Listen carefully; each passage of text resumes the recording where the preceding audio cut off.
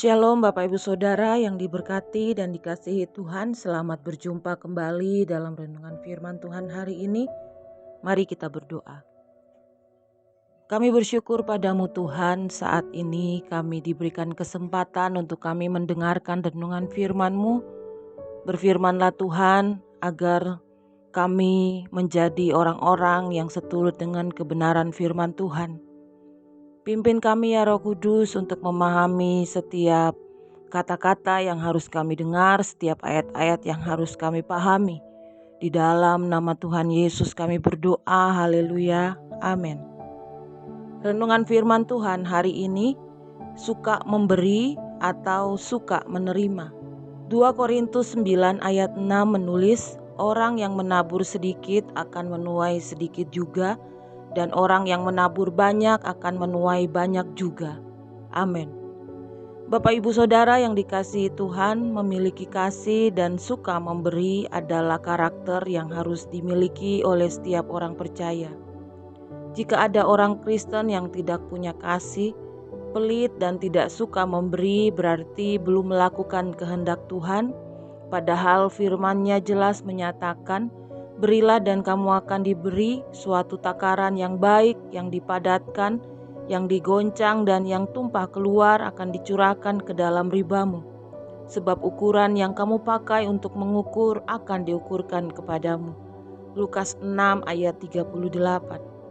Orang Kristen yang tidak punya kasih dan tidak pernah memberi kepada orang lain tidak ada bedanya dengan keberadaan laut mati.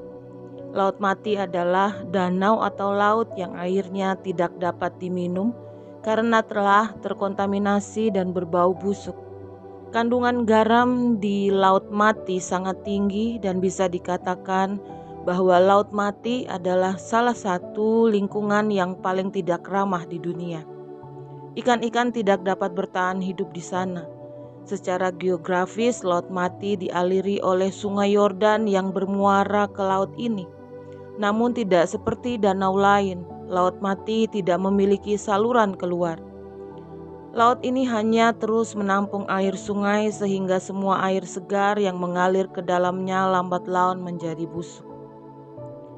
Itulah gambaran yang tepat mengenai orang yang hidup mementingkan diri sendiri, orang yang selalu mengharapkan untuk diberi tetapi tidak suka memberi.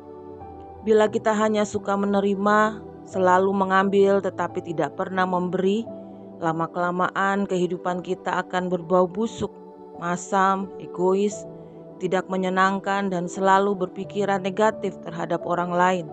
Itu adalah dampak dari tidak adanya hal yang mengalir keluar dari dirinya. Prinsip firman Tuhan berbeda dengan dunia. Di dalam kerajaan Allah justru orang yang diberkati adalah orang yang menyebar dan menabur hartanya. Tertulis, ada yang menyebar harta tetapi bertambah kaya, ada yang menghemat secara luar biasa namun selalu berkekurangan. Amsal 11 ayat 24. Dan orang yang menabur sedikit akan menuai sedikit juga, dan orang yang menabur banyak akan menuai banyak juga. Tuhan menciptakan kita untuk menjadi seperti sungai yang terus mengalir. Jadi Bapak Ibu Saudara yang dikasihi Tuhan, janji Tuhan itu unik, ia hanya dapat dipahami apabila dipraktikkan. Amin. Mari kita berdoa. Terima kasih Tuhan, Engkau mengajarkan kami saat ini melalui firman-Mu untuk kami lebih suka memberi. Tuhan tolong mampukan kami bisa mempraktikkan firman-Mu dalam kehidupan kami sehari-hari. Sebab seperti renungan harian hari ini berkata bahwa janji Tuhan itu unik yang hanya dapat dipahami apabila dipraktikkan. Terima kasih Tuhan, berkati para pendengar saat ini dengan segala masalah, pergumulan, persoalan, beban hidup. Tuhan tolong, Tuhan campur tangan, Tuhan berkati di dalam nama Yesus. Yang bergumul dengan sakit penyakit diberikan kesembuhan di dalam nama Tuhan Yesus. Berkati bangsa dan negara kami Tuhan, tolong bangsa kami. Biarlah bangsa kami ada di hati Tuhan dan selalu dilepaskan dari setiap kesulitan dan krisis yang terjadi. Pemimpin bangsa kami beri hikmat, kebijaksanaan, roh takut akan Tuhan. Sehingga semua yang diputuskan adalah sesuatu yang berguna, bermanfaat bagi bangsa Indonesia. Berkat-Mu melimpah atas kami sepanjang hari ini, di dalam nama Tuhan Yesus kami berdoa. Haleluya.